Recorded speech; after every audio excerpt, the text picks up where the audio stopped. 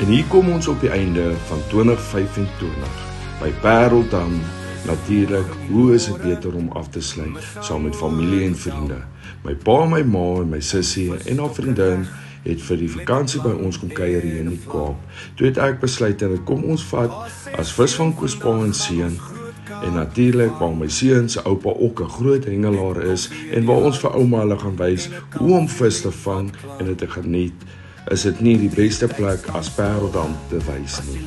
Die katrolle het gehardloop, mense het dit geniet, ons het gelag, ons het dit geniet. En my ma was aan die brand. My pa was ook natuurlik, soos 'n visserman altyd is, aan die brand.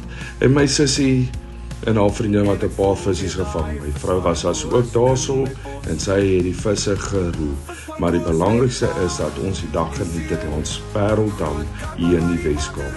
Ons video's wil ons net sê baie dankie.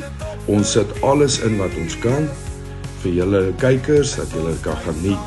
Wat se doepas te gebruik, wat se mieliebol. Ek wil graag dankie sê aan Warrior vir hulle pap, uitstekende pap, en ek en my seun sal natuurlik lank by die pap. En dan my jare wat ek nou saam is met SRA, die beste doepas in my oë en my seun se oë in Suid-Afrika. Wil ons ook sê baie dankie.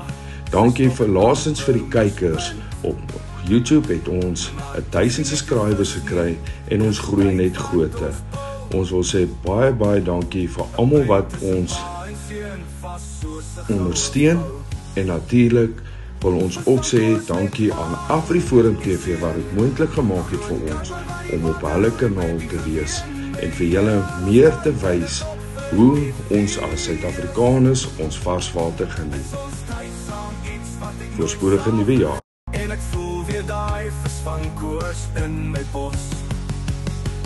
Visvangkoers met pa en seun.